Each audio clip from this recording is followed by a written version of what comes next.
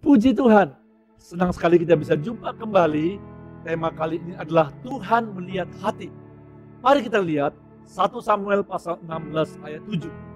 Tetapi berfirmanlah Tuhan kepada Samuel, janganlah pandang parasnya atau perawakan yang tinggi, sebab aku telah menolaknya. Bukan yang dilihat manusia yang dilihat Allah. Manusia melihat apa yang di depan mata, tetapi Tuhan melihat hati. Nabi Samuel saat itu sangat terkesan dengan penampilan dari anak-anak Isai.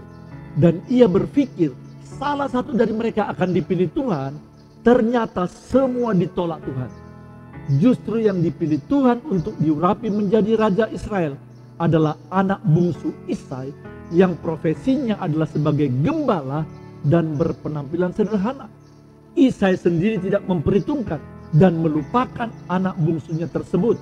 Saudara, Allah lebih tertarik akan isi hati seseorang daripada penampilan fisiknya. Berbeda dengan manusia yang lebih terkesan akan penampilan luar seseorang. Apakah itu wajahnya yang cakep, tubuhnya yang atletis, kekar, atau cara berpakaiannya yang keren seperti seorang model.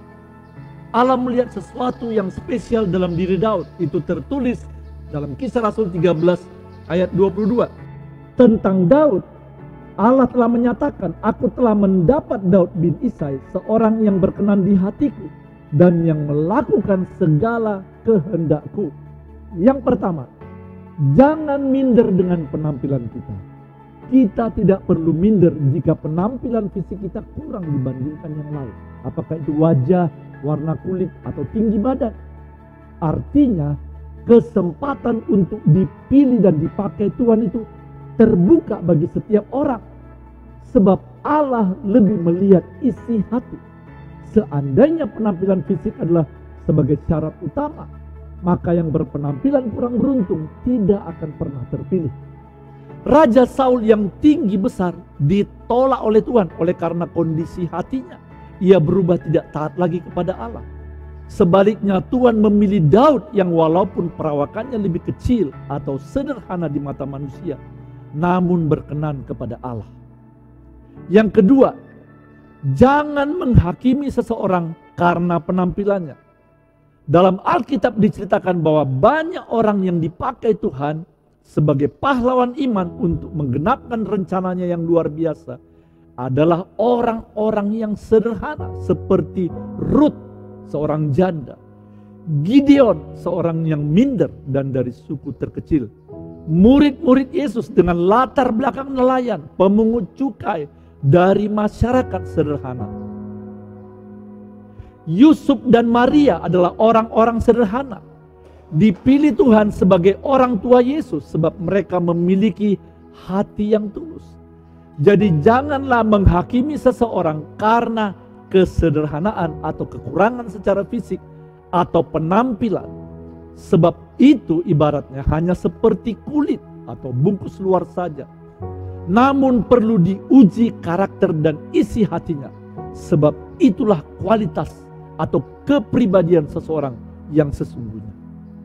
Yang ketiga, senangkan hati Tuhan lebih dari manusia. Mendekatlah kepada Allah.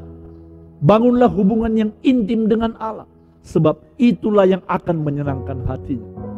Mari kita belajar seperti Daud, yang walau tidak diperhitungkan atau ditolak oleh banyak orang, termasuk oleh ayah ibunya, namun Daud disenangi oleh Allah.